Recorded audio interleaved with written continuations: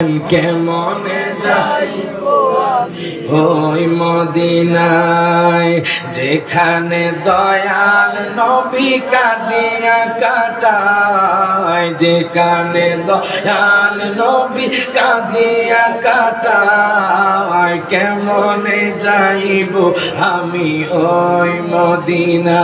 কথা নবীর মুহাব্বত নিয়ে গান দেখবেন, আমার নবীর দিদার হয়ে যাবে। জোরকন মারহাবা।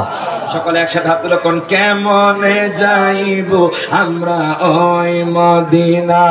বলেন কেমনে যাইব আমরা ওরে বদর উহুদ খন্দক কাছে যে জায়গায়, ওরে খুন মোবারক জড়াইলেন সে জায়গায়, ওরে বদর উহুদ খন্দক কাছে যে জায়গায়, ওরে খুন মোবারক জড়াইলেন উম্মতের মায়ায়। সেই নবীকে বলো বাইরে কেমনে বলা যায়, বলেন সেই নবীকে বলো কেমনে বলা যায়। কেমনে যাইব আমরা ওই মদিনায়। ওরে সারা জীবন কাঁদিয়াছেন মরু সাহারায়, ওরে গুনাহগার উম্মত যেন ক্ষমা পেয়ে যায়।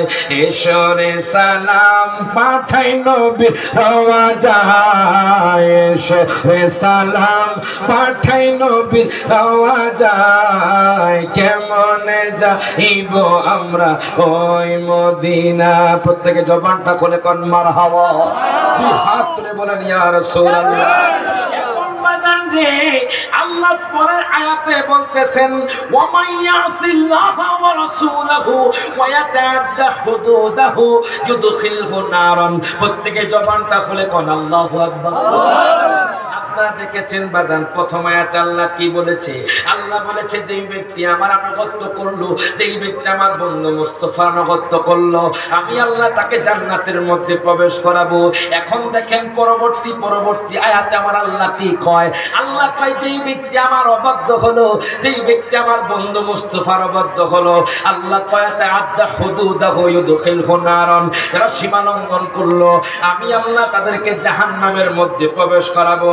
এখন আমি আপনাদেরকে জিজ্ঞেস করতে চাই বাজান, আপনারা কি জান্নাতি হতে চান নাকি জাহান্নামী?